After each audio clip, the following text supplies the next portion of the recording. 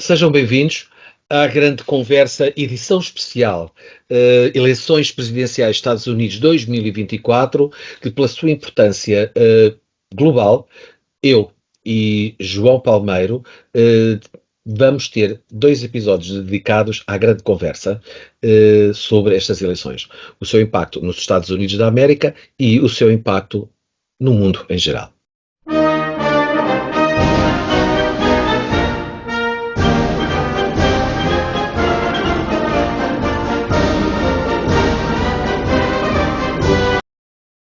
Seja bem-vindo, João, para Olá, a edição especial da nossa grande conversa, que hoje vai dedicar-se ao debate, à reflexão sobre estas eleições presidenciais dos Estados Unidos da América, que tanta celeuma, tantos impropérios dos próprios discursos, mas que tem tanto impacto no mundo e não só nos Estados Unidos da América, mas que já quase que se trata, algum dia será seguramente um caso de estudo para as ciências não só políticas, mas também sociais e outras.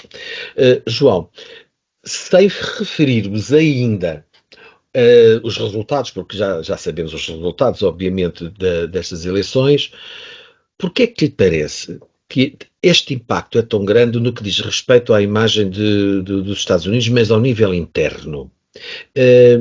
Porque é que é tão importante? Obviamente, um presidente dos Estados Unidos da América gere, aí tem poderes executivos, porque é que este particularmente foi um alvo de tanta atenção, não só internacional, mas particularmente também interna, obviamente, mas por causa destas candidaturas tão dispares, podendo nós caracterizar tanto um como o outro e até os aspectos, inclusive até legais, jurídicos, da própria candidatura de um e de outro. O que lhe parece? João, sabe que eu sou um seguidor de eleições desde que durante 15 anos fui responsável pela divulgação dos resultados eleitorais das eleições em Portugal. Eleições para mim não é uma coisa secundária, mesmo que eu não queira, mesmo que eu diga não, já não tenho nada a ver com isso, mas vou sempre tentar perceber. E isso vem do facto, talvez, desde muito novo, 14, 15, 16 anos, eu me ter interessado por perceber, nessa altura, porque é que noutros países as coisas se passavam de uma maneira e em Portugal elas se passavam de outra. Porque é que as pessoas, e sobretudo os meus exemplos muito grandes foram primeiro França e Reino Unido, e depois, sabe que um dos meus maiores choques de juventude na vida foi quando encontrei o presidente Nixon na Cimeira dos Açores em 1971. Eu tinha exatamente 22 anos. E na divisão de tarefas que tinha sido feita para o sistema de acolhimento e de acompanhamento da cobertura do encontro entre o Nixon e o Pompidou nos Açores, a mim foi-me determinado ir acompanhar a chegada do Nixon. E eu, de repente, olho para um homem que era muito mais alto do que aquilo que eu achava que ele era, por aquilo que eu via na televisão. Primeiro, impacto. E depois, era um homem completamente maquilhado.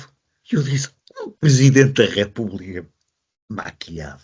Quer dizer, o que é isto? Quer dizer, portanto, dentro de mim, claro, quer dizer, para fora, continuei, não fiz figura de pateta, quer dizer, não parei, mas dentro de mim disse, o que é isto?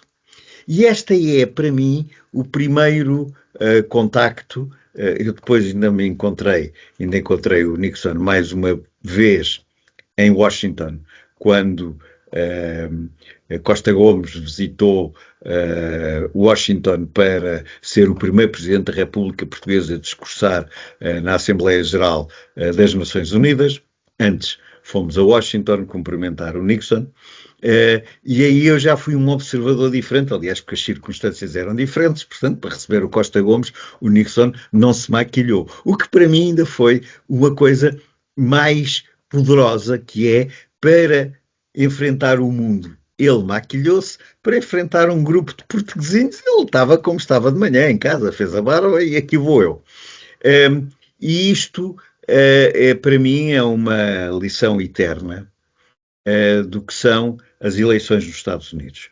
As eleições dos Estados Unidos são um momento de grande complexidade, tão grande complexidade que eu acho que o grande problema que nós, europeus, têm, e provavelmente os chineses têm, mas os chineses são completamente pragmáticos em relação a isto, mas nós temos que é olhar para as eleições dos Estados Unidos como se fossem nossas. Como se fossem eleições em que seria normal, por exemplo, que quando o Otelo se tivesse maquilhado quando concorreu. Não é que se tivesse maquilhado quando foi à televisão. Isso é outra coisa. Isso é uma regra própria da utilização da televisão. Não, mas na rua. Quer dizer, no momento da chegada, no momento público em que não se está num estúdio de televisão. E eu acho que as eleições americanas são isso mesmo. É a maquilhagem que serve para qualquer um que seja o ponto de vista que nós queiramos olhar e que nos mostra sempre de uma forma uniforme o que é, ou aquilo que na realidade se passa. E a pergunta sobre o Trump é muito interessante, na perspectiva em que eu acho que o Trump, de certa maneira, deixou a maquilhagem de parte. Vamos lá ver se eu sou capaz de dizer. O Trump disse desde o princípio ao que ia. A maquilhagem, não a literal, mas a maquilhagem de discurso. Do discurso. Portanto, depois a maquilhagem de parte.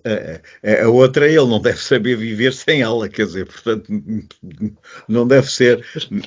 João, deixa-me só fazer aqui um pequeno interlúdio, por assim dizer. Sabe a que se deve creio eu que se deve a isto.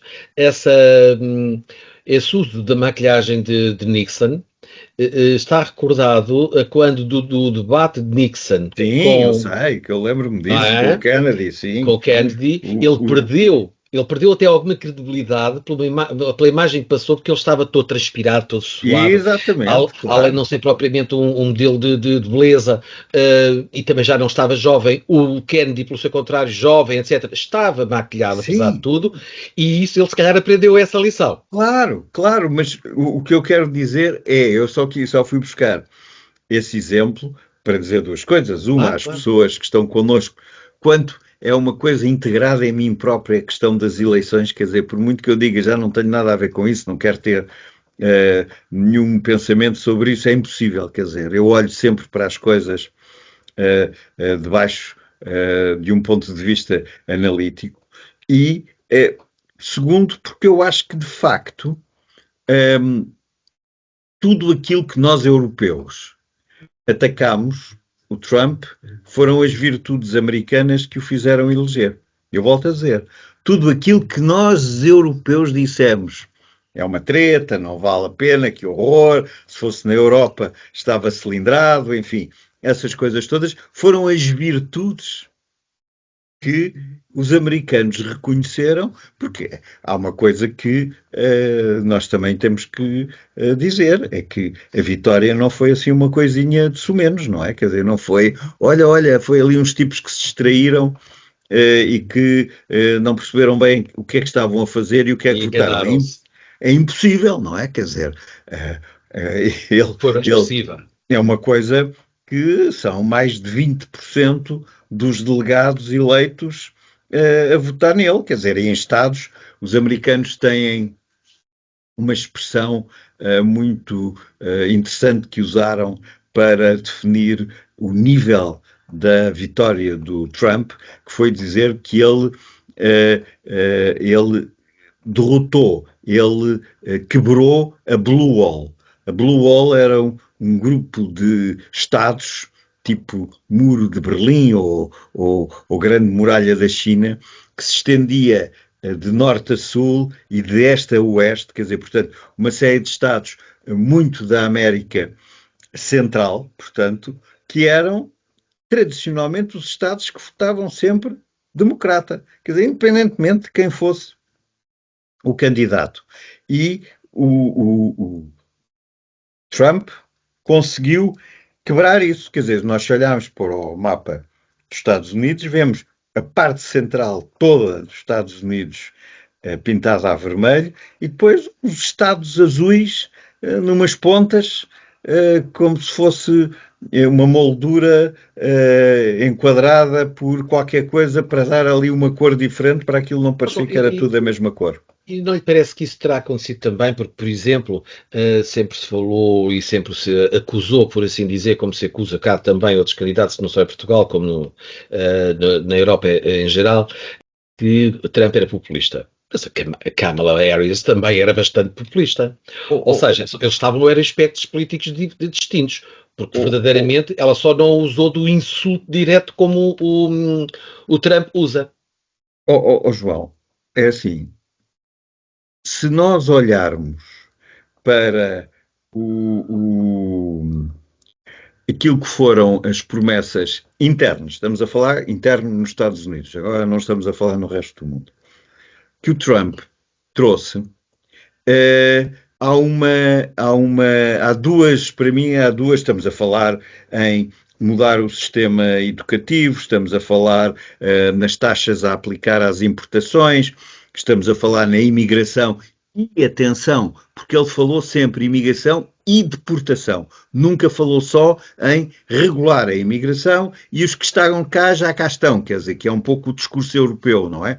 Quem já está cá, só o anterior primeiro-ministro britânico é que teve ali uma tentativa de dizer não, nós primeiro vamos tratar dos que já cá estão e vamos deportá-los e depois então vê-se como é que se faz com os que vêm a seguir. Bom, o Trump foi sempre imigração e deportar os que já cá estão. Quer dizer, portanto, foi sempre essa dualidade.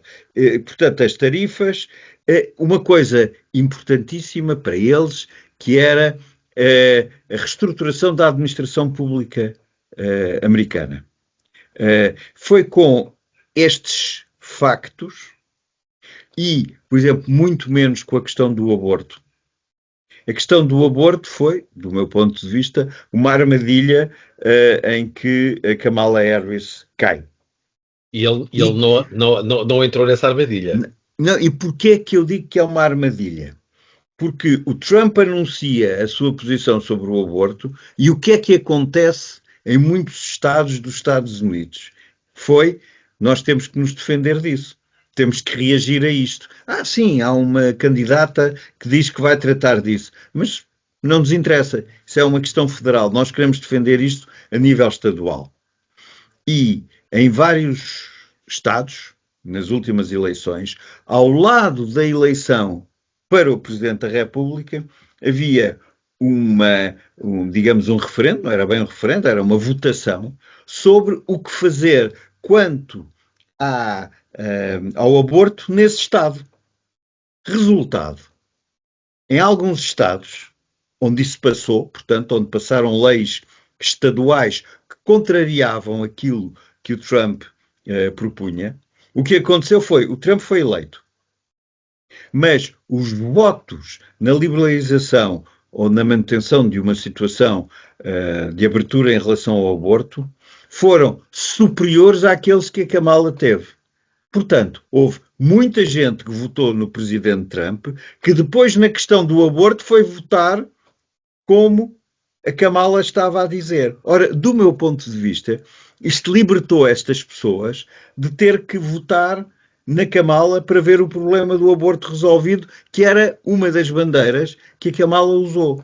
E, portanto, eu acho que houve aqui, no Partido Democrático, uma certa desorientação em relação ao próprio sistema eleitoral americano. Quer dizer, portanto, é como se eles tivessem sido apanhados por um modelo que deixaram de controlar.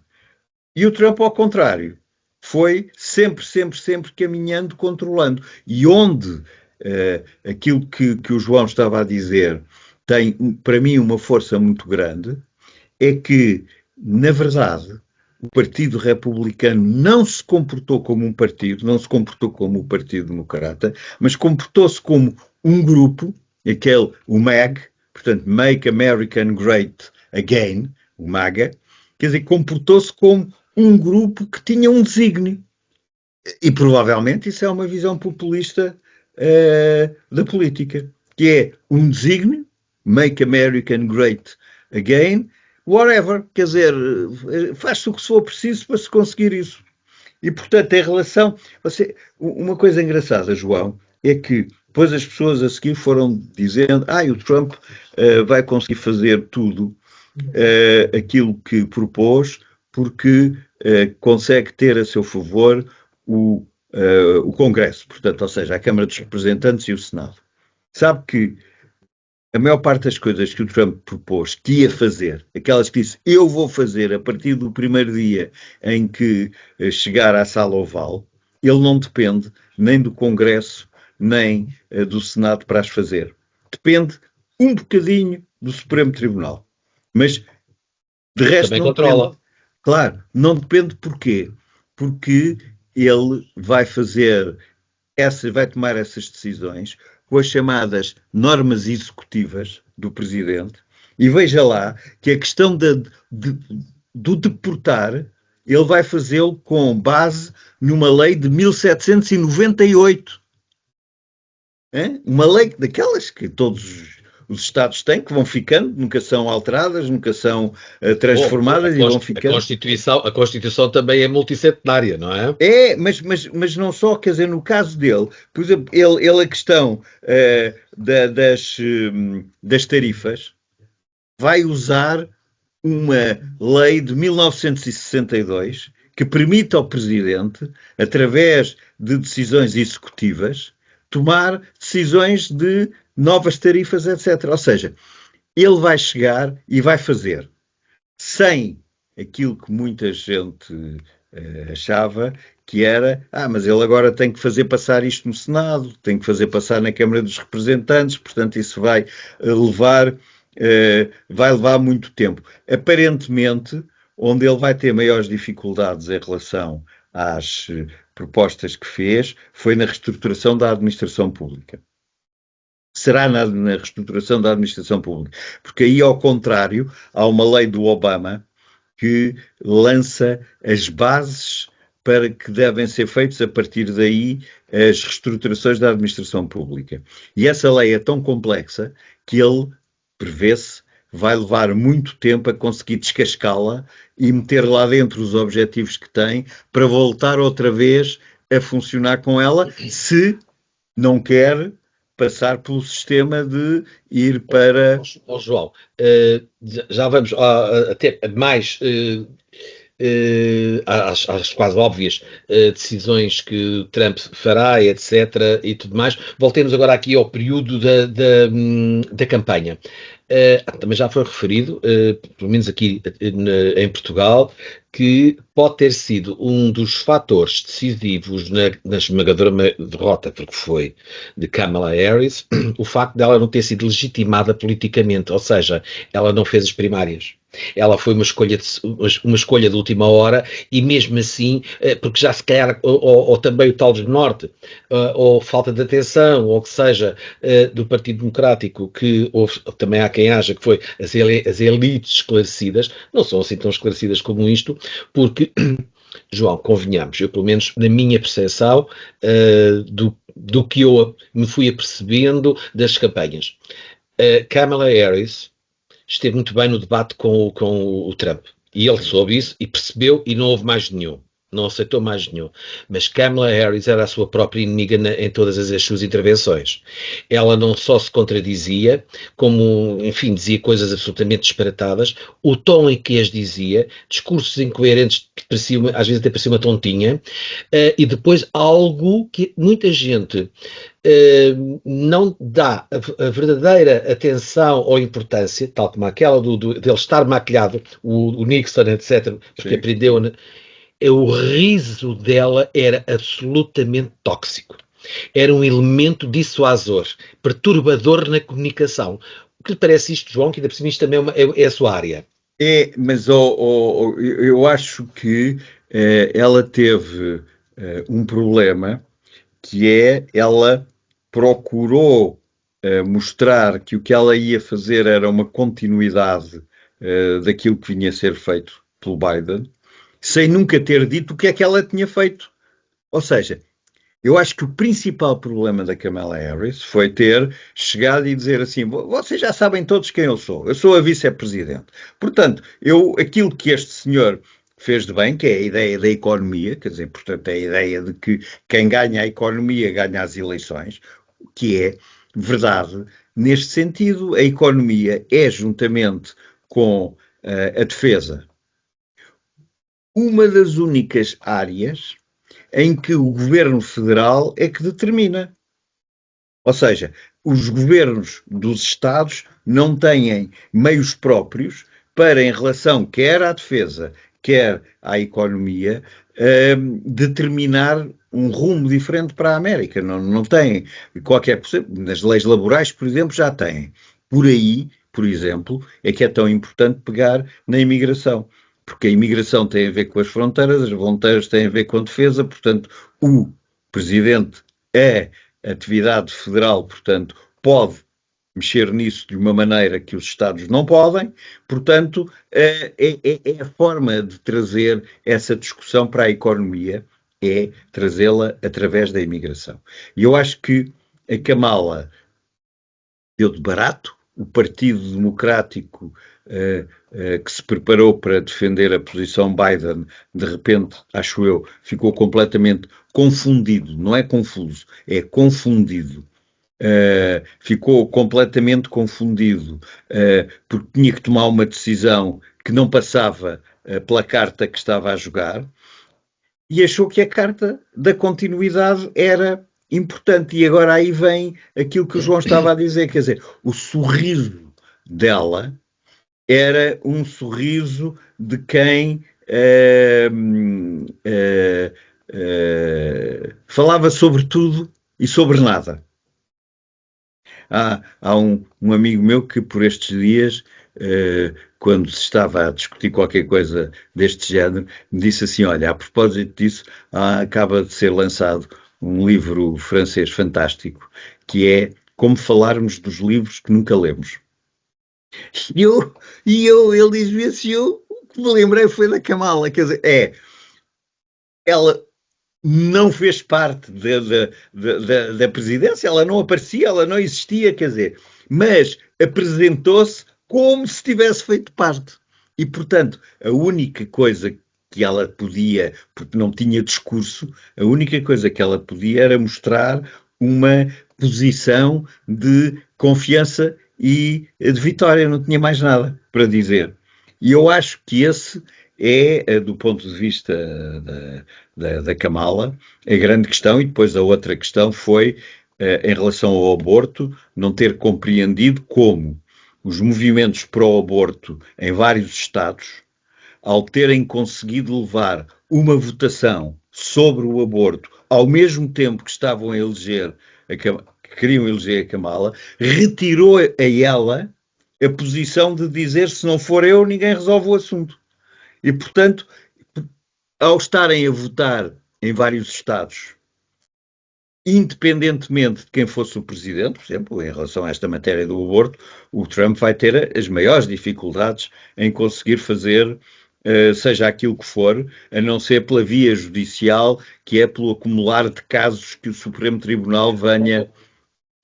João, também há aqui outros fatores, porque verdadeiramente os americanos, da minha perspectiva, não conheço a sociedade, não conheço o país, mas obviamente por toda esta avalanche comunicacional que nós temos diariamente dos Estados Unidos, a todos os níveis, como nós sabemos, os dois candidatos verdadeiramente escolher entre eles, eu até já cheguei a referir que eu não queria ter tido aquela decisão, mesmo se acontecesse cá em Portugal, porque era escolher entre dois males, verdadeiramente. Eu utilizei outros termos, mas este aqui chega. Era escolher entre os dois males, mas pareceu-me muito importante, talvez para os resultados que se verificaram, é que o Trump demonstrou uma coisa: capacidade de liderança e de execução. Claro, ele E baseou aquilo que disse que ia fazer que ela não tinha.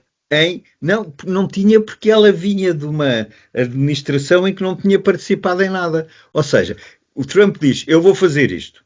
E as pessoas já sabem que no passado ele fez. Não interessa-se bem, por exemplo, outra das coisas muito interessantes que ele disse sempre que ia fazer era despedir o procurador federal que está a tratar do caso da invasão do Capitólio.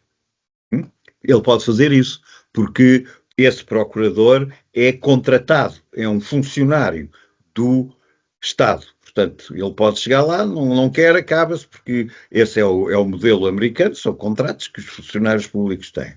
Mas há uma coisa muito engraçada. Noutros Estados, em que havia outro tipo de casos contra o Trump, e em que a escolha dos procuradores estaduais era feita por eleições, contra a vontade do Trump, que ganhou as eleições, esses procuradores foram reeleitos. Quer dizer, o sistema eleitoral americano é preciso ir vê-lo na minúcia para compreendermos exatamente que o Trump vai conseguir resolver o problema do Capitólio, com certeza, despede aquele e põe lá outro que vai dizer não, isto foi tudo um engano, não há nada disto, mas não conseguiu ter a mesma coisa em alguns estados em que havia processos contra ele, daqueles outros muitos processos de abuso, desde o abuso sexual até ao abuso de impostos e não sei o quê. Aí não conseguiu. Mas, João, eu isso achei extraordinário, mas também nós sabemos que os Estados Unidos são uma sociedade litigiosa.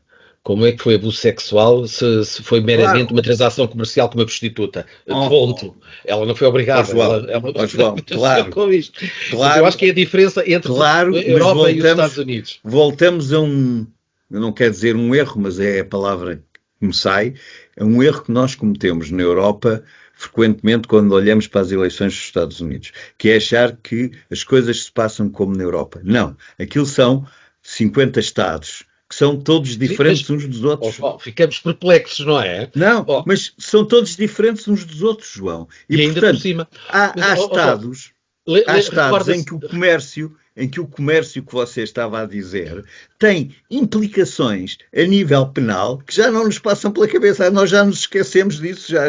E são esses estados que podem vir, por essa razão, a causar grandes problemas ao Trump nessa matéria e que, volto a dizer, curiosamente, são estados em que ele ganhou lá as eleições para ser presidente, mas o candidato que ele lançou nesse estado para procurador perdeu. E o que ficou é o que já estava a conduzir o processo contra ele. E isto é uma coisa João, muito. deve ter visto também, porque entretanto, tanto para um candidato como para o outro, foram realizados e emitidos documentários biográficos Sim, sobre um e sobre o outro. Quanto a mim, nenhum deles era branqueador da mensagem e da biografia. Quanto a mim. Nenhum, sim, saiu dali, de nenhum saiu ali bem visto, por assim dizer. sim. Um, porque demonstrou a sua verdadeira dimensão, é um homem sem escrúpulos e tudo mais. A outra foi uma senhora que foi conseguindo, com muitos percalços, inclusivamente polémicos pelo caminho, pela sua postura de eu quero, posso e faço e mando, e também porque também por favorecimento, etc, etc. Agora, houve um episódio que foi narrado relativamente ao Trump, porque do outro era só porque também era uma grande mulher trabalhadora e ela era birracial, indiana e africana. Pronto, baseia-se sobre isto. Isto verdadeiramente não é nada. Agora, quando mencionam um facto, relatado por um membro da equipa do Trump, então, quando ele estava em presidente dos Estados Unidos, em que ele se reúne com um membro de uma entidade terrorista, não sei se era o Hamas, se era o Hezbollah, se era o que seja, agora não me recordo, em que ele diz, você vai acabar com isto. Foi no Afeganistão, quando eles fizeram a saída, ele disse, eu quero sair, e se houver a morte de um americano, você vai morrer. E ao sair, ele pede que lhe dê um documento para a mão, e o documento era uma fotografia da casa onde residia esse mesmo interlocutor. Ó João, isto é de filme, mas digo-lhe uma coisa, tem um impacto ao nível de liderança, de carisma e tudo mais, que os americanos devem ter pensado. Nós precisamos de um líder com força. Isso. Não é este, é com força. Que é pôr a América outra vez. E eles sabem, estão a perceber que a América está a perder o lugar que tinha no mundo.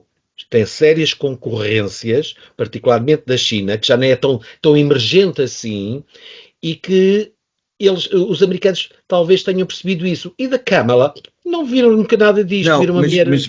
mas quero ver como aquilo que nós estávamos a tentar analisar e dizer que houve aqui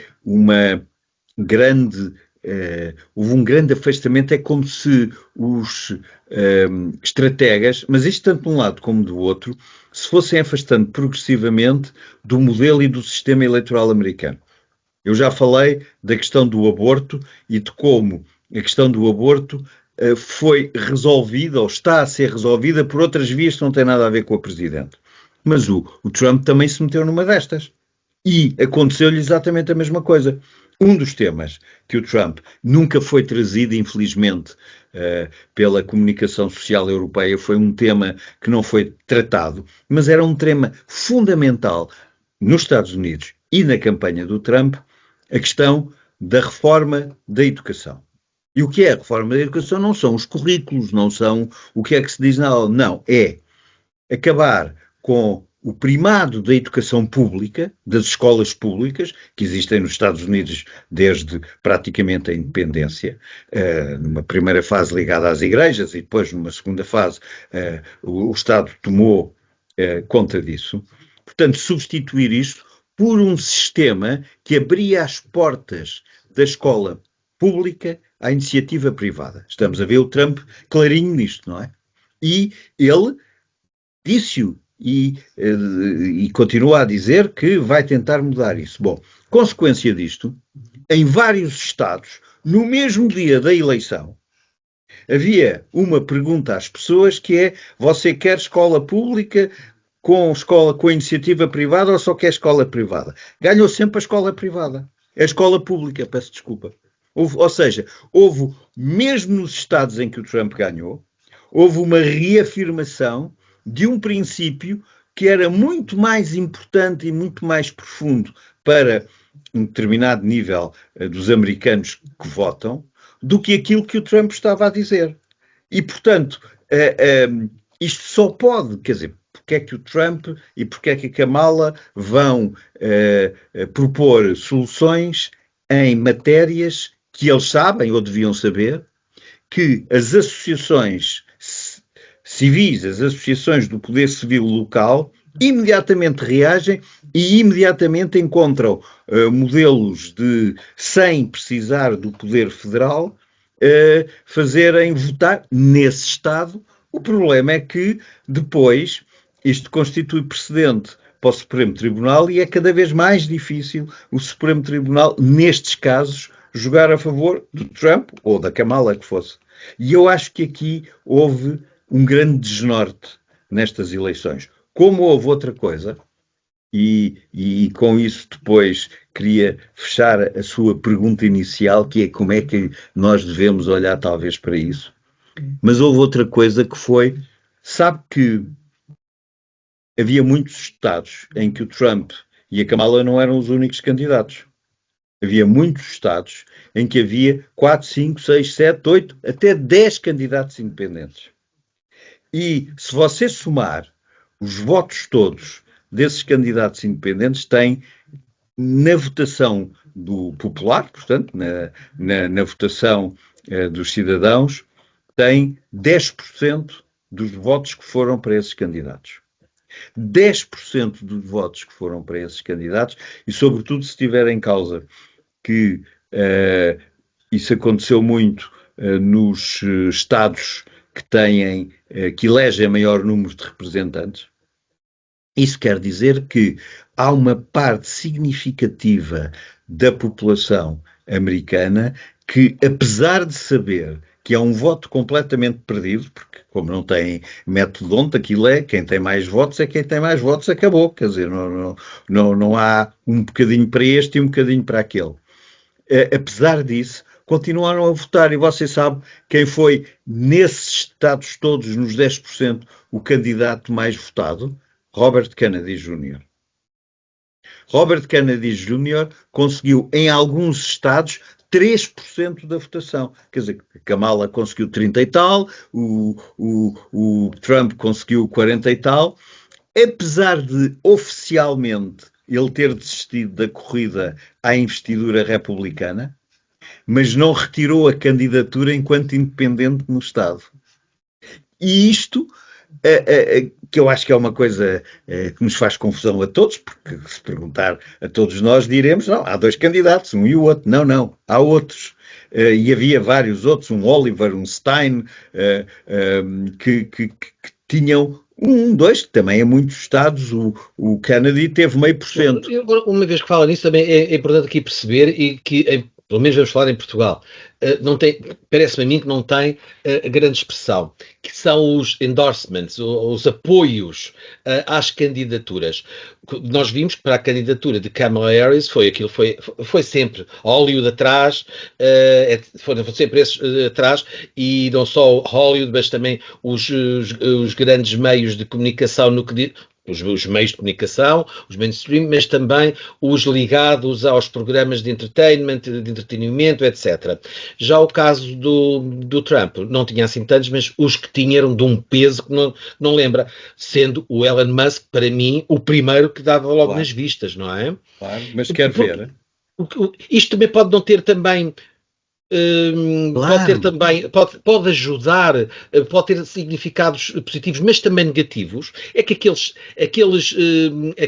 vamos chamar, aqueles grupos de apoio ao Partido Democrático, como é o caso dos artistas, isto e aquilo, também acho que já estão, esse apoio já está a falir por causa dos Me Toos, da falência do Me Too e quejantes. O que é que caracteriza esta posição nos Estados Unidos? Com isso leva-me à minha resposta à sua pergunta com que começámos esta nossa conversa. Eu, como lhe disse, pelas razões do meu interesse em relação a eleições em geral e, sobretudo, tentar compreender eleições que são tão diferentes das nossas, quer dizer, como é que não pode ser, quer dizer, pensar nas eleições dos Estados Unidos como se estivéssemos a pensar numa eleição em Portugal, em que para o Presidente da República há quase sempre uma segunda volta e assim aí é um contra o outro. Nos Estados Unidos não há nada disso, quer dizer, é aquele momento. E desde o princípio do século XX que os presidentes dos Estados Unidos, portanto, desde que há uma indústria de comunicação, mesmo que não seja logo de comunicação social como a vemos hoje, mas há uma indústria de comunicação, há uma indústria de transmissão de notícias, de eventos, de acontecimentos. Os presidentes dos Estados Unidos foram eleitos, do meu ponto de vista, por uma de três razões. Ou pela sua carreira, é o Kennedy, é o pai Bush, e quando eu digo a sua carreira, quer dizer a carreira que fizeram dentro do partido que os apresentou. Quer dizer, portanto, o Obama, portanto, são presidentes... Não, vai ver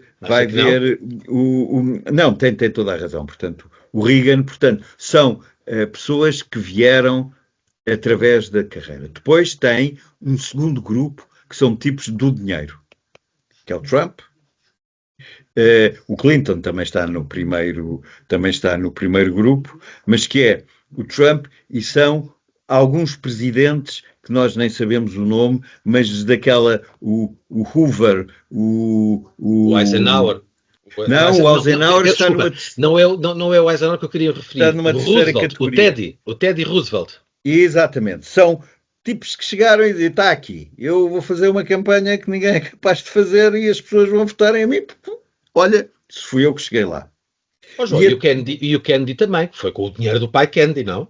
sim, mas o dinheiro do pai Kennedy sustentou-lhe a carreira dentro do partido. Uhum. Enquanto que o Trump, como o Roosevelt, passaram por cima do partido, chegaram lá e disseram, olha, está aqui o dinheiro, eu vou ser candidato, acabou, não deem mais voltas, e alguns dos presidentes, que nós já não sabemos o nome, da primeira metade, ali logo dos primeiros 20, 30 anos do século XX, entraram. E, finalmente, aqueles que foram presidentes por causa das circunstâncias. É o Johnson, é enfim, são os presidentes que O Ford, nunca... O, o o Ford. Ford, claro, claro, o Johnson, o Ford... Portanto, são o Eisenhower é presidente porque é o comandante em chefe do desembarque na Normandia, quer dizer...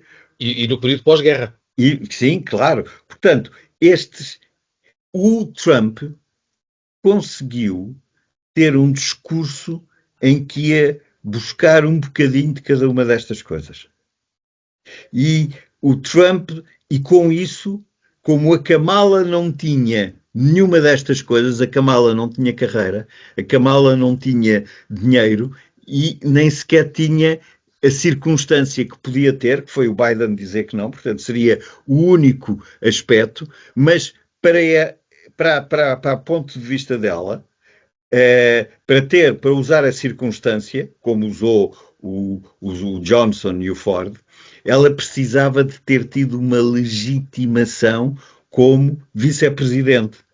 E não teve, quer dizer, porque no fundo é como se o Biden tivesse morrido de repente e quem é que fica? Fica o vice-presidente. Aqui, o vice-presidente, pois tentou ficar, mas não tinha a força suficiente para dizer eu fazia parte da história. Ela era vice-presidente porque sim. E portanto acho que isto que é uma... Ó João, também é extraordinário, porque tão expressiva e significativa a vitória de Donald Trump significa também que um eleitorado que à partida nós acharíamos que seria, obviamente, o eleitorado que iria dar, se não a vitória, pelo menos um grande resultado, Kamala Harris, pelos vistos foi inexpressivo ou quase inexistente. Foram as mulheres, principalmente as mulheres negras, e os negros e os imigrantes. João, está por...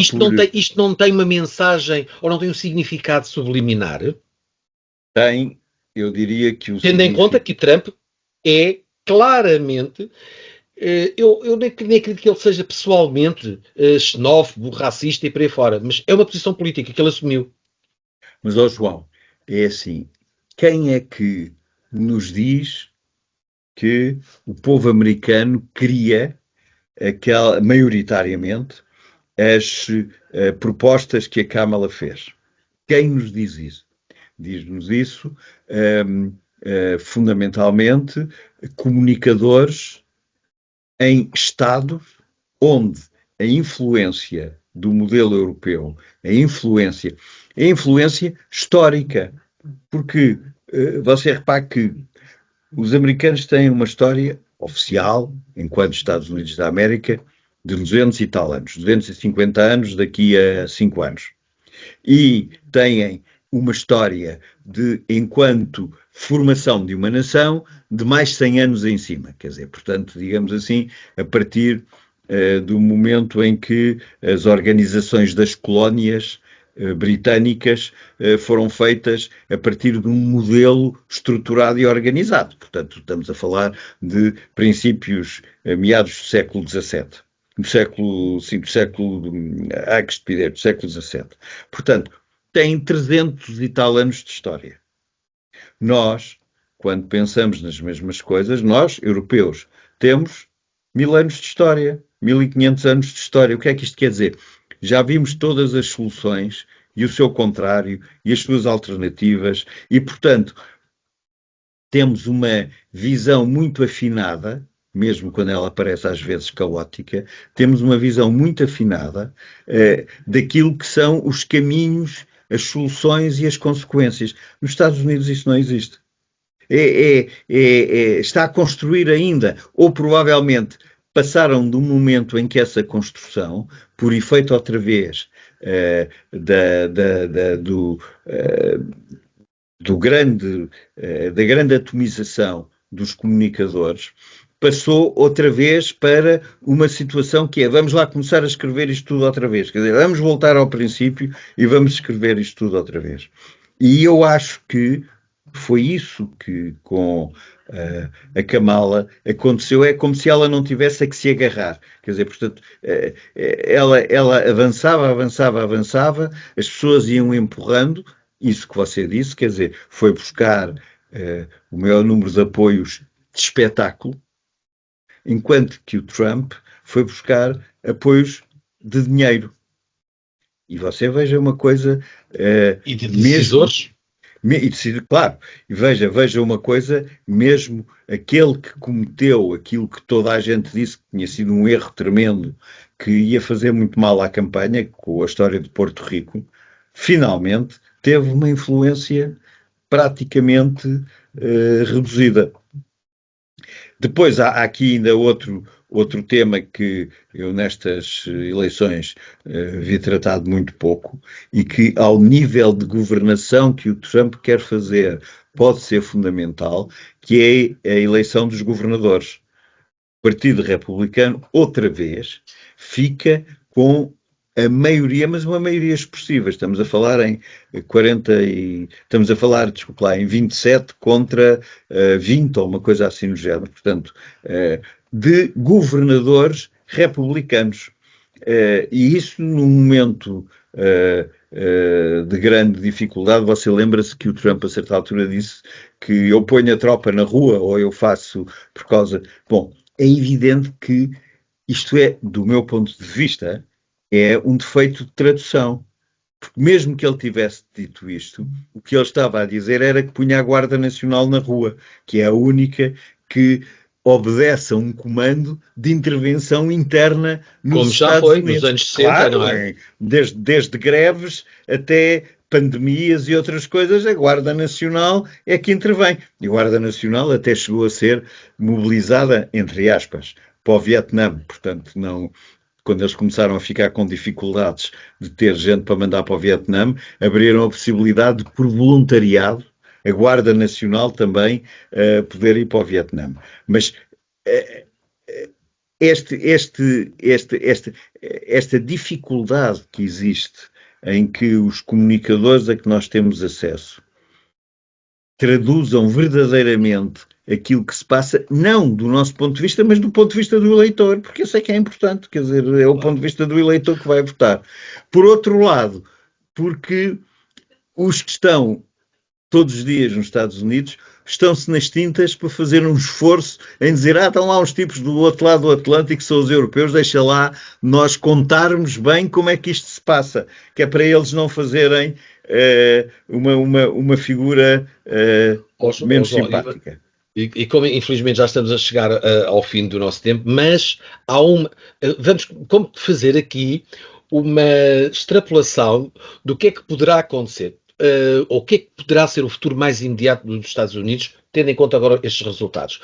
Comecemos por uma situação que o João há bocado até mencionou, que é que os Estados Unidos estão a cumprir, quase a cumprir o aniversário, o seu duocentenário.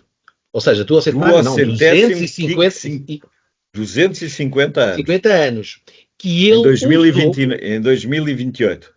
Que ele usou, inclusivamente, na sua própria campanha. Sim. Que vai fazer, ou seja, dando como um corolário e uma garantia de que que os Estados Unidos não só iriam cumprir ser grande outra vez, como vão ser, e como até o próprio, essa meta dos 250 anos, seria esse corolário e seria essa confirmação. Uma vez que alguém tem esta visão, que inclusivamente tem consigo pessoas como Elon Musk, que é um dos principais financiadores do progresso tecnológico para o espaço. o futuro, inclusivamente, no que diz respeito às energias alternativas nos carros, etc, etc. Um homem de visão de futuro. E com todas estas situações defendidas por Trump, ao contrário das defendidas pela Kamala, que era mais do mesmo, continuidade, sermos amiguinhos uns dos outros, trazer, sim, a imigração, coitadinhos, as mulheres, ou seja, tudo isso nós já sabemos. Só que neste momento, parece-me, não só o mundo, mas particularmente os Estados Unidos, estão no ponto de viragem, têm que perceber que o seu lugar de charneiro no mundo está a mudar. Eles não podem perder, nem querem perder este comboio, mas querem outra vez assumir essa relevância, não só pela via das armas, tanto que ele diz que quer acabar com as guerras, disse as guerras, mas nós sabemos que talvez não seja isso que vai acontecer, mas particularmente como uma aposta no futuro, a próxima etapa na história. Concorda? Já viu, João, que essa sua visão leva-nos a uma pergunta que é assim: de acordo com a Constituição americana, o Trump não pode ser reeleito. Isto é outra coisa muito curiosa. Nós aqui temos aquele truque que muitos presidentes de câmaras têm, que é fazem o terceiro mandato consecutivo e vão para outra câmara ao lado e continuam. Nos Estados Unidos não é assim. Só pode ser presidente 2 terms. Não pode ser, seja seguidos, seja aos saltos, seja como for, só pode ser. Portanto, o Trump não tem o problema de pensar e o que é que eu tenho que fazer para ser reeleito daqui a 4 anos. Tem o problema ao contrário, que leva para próximo daquilo que o João estava a dizer, que é aquilo que eu tenho que fazer, só posso fazer agora. Aquela coisa que há em Portugal de que os presidentes fazem 2 mandatos habitualmente. E no segundo mandato têm um comportamento mais incisivo, mais to the point do que no primeiro mandato. Quer dizer, porque no primeiro mandato têm que se mostrar e dizer às pessoas, olhem que eu quero cá ficar. Nos Estados Unidos, em que isso também funciona assim normalmente, mas aqui desta vez para o Trump não. Quer dizer, portanto, o Trump não vai poder ser reeleito. Portanto, vai ter que fazer agora.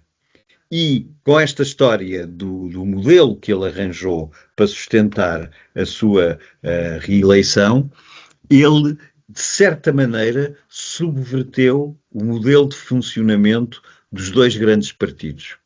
E é por isso que eu perguntei-me muitas vezes, mas o Robert Kennedy fez um acordo com o Trump, em que, se o Trump o nomeasse secretário da Saúde, ele abandonava a corrida à investidura pelo Partido Republicano. Parece que assim vai ser. O Trump já anunciou que iria nomeá-lo para o governo, não disse para quê, mas já sei.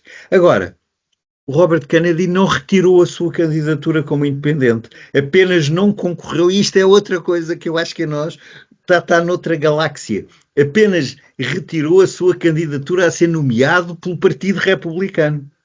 Mas, que é para dar legitimidade. Mas, portanto, ao ter estado, ao ter feito, ao ter aparecido perante os eleitores, com certeza que ele aprendeu qualquer coisa para, daqui a 4 anos, tentar pensar nisso outra vez.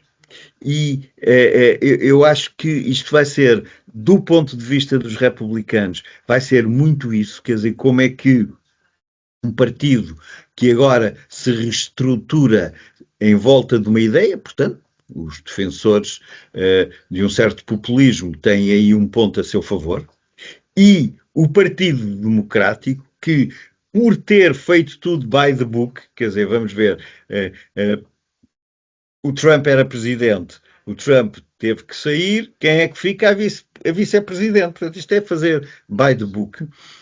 Vai ter que encontrar uma forma de se apresentar daqui a 4 anos completamente diferente e renovado. Você sabe que neste momento, em que na Europa, se isto acontecesse, já estava toda a gente a dizer tem que cair o presidente do partido ou quem manda no partido, ou seja, aquilo que faz. Nos Estados Unidos não há. Não há. Quer dizer, esta figura de secretário-geral ou de presidente do partido, que pagaria pelos erros que fossem feitos. É para todos os efeitos, é o Speaker e é o que lhes o resta. próprio Presidente. Ouça, é o que lhes resta. O Executivo é o Presidente e o Speaker é o que resta neste momento. A grande discussão dentro do Partido Democrata é como é que vamos escolher o Speaker. E isto tem que estar feito, que é outra característica do sistema eleitoral americano, é que nada se faz para hoje, é tudo feito para a altura própria. Portanto, eles têm que tomar essa decisão até março do ano que vem. Acho que nessa altura, só para lembrarmos as pessoas que nos ouvem, valia a pena tentarmos fazer um programa para tentar perceber como é que o Partido Democrata nessa altura se vai apresentar, porque é o que lhes resta. Tem que se reinventar até ao nível dos seus representantes que já estão, vamos chamar, enfim, de carreira. Mas, João, há aqui dois momentos. Aliás, há mais dois tópicos que eu gostaria de rever consigo rapidamente antes de terminarmos este nosso primeiro episódio. Em primeiro lugar, o famoso atentado, primeiro, Donald Trump, que a todos, e a mim também, me pareceu muito, nas palavras inglesas, far-fetched, ou seja, tudo muito bem organizado, aquilo estava tudo muito coreografado, percebeu-se inclusivamente que aqueles seguranças, se não a maior parte deles, eu acho que eram, não todos, mas a maior parte deles, eram figurantes, porque não eram comportamentos que nós estamos habituados a ver em comparação com outras imagens de outros atentados, a Reagan, etc. E aquela fotografia, João, que eu acho que em fotojornalismo deveria ganhar pelo menos a fotografia do ano, ou vai ficar iconográfica, que é o Trump rodeado de pessoal da sua segurança, todos eles com a cabeça para baixo, não sei como é que eles conseguiriam ver o que é que estava a passar à volta, e ele com a mão levantada, fight, com aquela cara de desafiadora, e o corolário da imagem, a bandeira dos Estados Unidos defraudada ao vento por trás. João, isto é cenográfico. Isto parece encomendável. Mas eu aí não acredito muito na teoria da conspiração, porque acho que se nós olharmos para todos os grandes líderes ao longo da história, percebemos que todos têm, à sua maneira e no seu momento, momentos como esse. E em que aquilo que eles são, que são líderes, que é porque mais depressa que os outros percebem, está aqui qualquer coisa que eu não posso perder. E foi isso que o Trump fez, quer dizer, eu não acho possível, até porque o atirador morreu, quer dizer, ninguém faz quer dizer, a não ser que estivesse com cancro em última capacidade de resistência, portanto, ninguém faz um negócio destes, quer dizer, por muito que lhe paguem, por muito que o tipo seja certeiro para acertar num ouvido, na ponta da orelha, ninguém faz uma coisa dessas para depois levar um tiro e não gozar o dinheiro que lhe teriam pago. Portanto, eu acho que tudo isto eram todos incompetentes, o atirador era incompetente, o segurança era incompetente, o único que foi competente foi o Trump. Porque ele também tem a noção da espetacularidade porque vem da televisão com o seu programa, não é? Claro, não, e porque mesmo os negócios dele são negócios em que a espetacularidade e aquilo que se encena é aquilo que vale. Portanto, eu acho é que ele mostrou aí, uma vez mais, a sua grande capacidade de reagir e de tanto já ter pensado, já ter preparado, já ter ensaiado situações dessas, que aquilo saiu. Quer dizer, foi um momento. Eu aí não... Como aquela velha divisa, se não é vero, é ben trovato. É ben trovato. João, mas há outro aspecto que eu gostaria de salientar, também porque, como o fundador e presidente do Prémio Fémina, mais uma vez uma mulher não consegue ser eleita presidente dos Estados Unidos da América. E esta foi eleita a primeira vice-presidente, mais por uma operação cosmética da campanha de Joe Biden do que pelo seu valor verdadeiramente. Recordemos, por exemplo, Hillary Clinton. 2 vezes, 2 tentativas, 2 fracassos. E era uma mulher preparada politicamente. Esta não era, mas mais uma vez, a nossa, vamos lhe chamar a nossa, enfim, Teresa Heinz, Sim. que também se chegou a arbitrar o seu nome para candidata, etc. Aqui nota-se, e mais depressa, elegeram um presidente negro do que uma mulher, fosse ela branca ou negra. Mas Oh, João, isto João, passa uma imagem, isto passa uma mensagem. sim, mas nós não nos podemos esquecer que a Clinton, a Hillary, no voto popular ganhou. Ou seja, se as eleições da Hillary fossem umas eleições europeias, ela teria ganho. Porque na Europa as eleições para Presidente da República São são, as instituições que ainda não estão preparadas para ter mulheres são a decidir?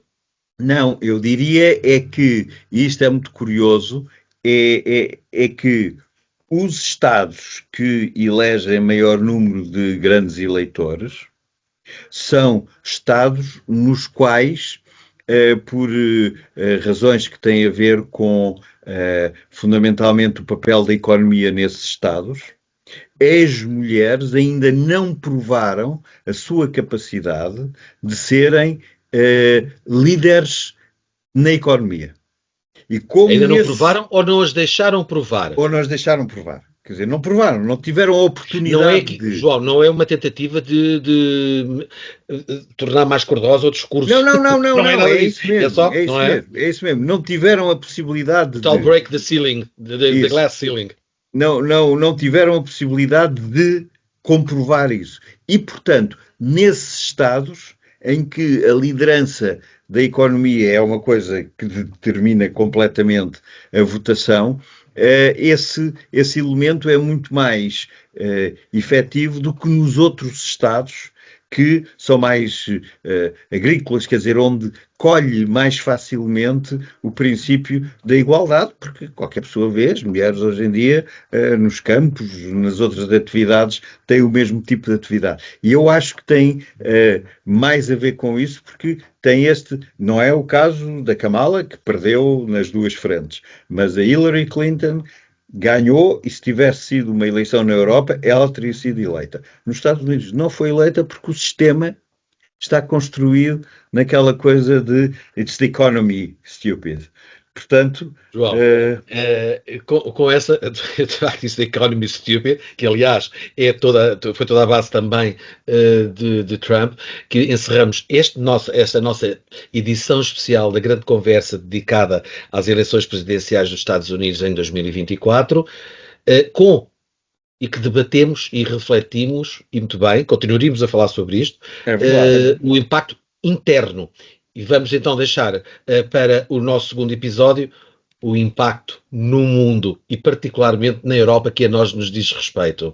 João, até já. Até já.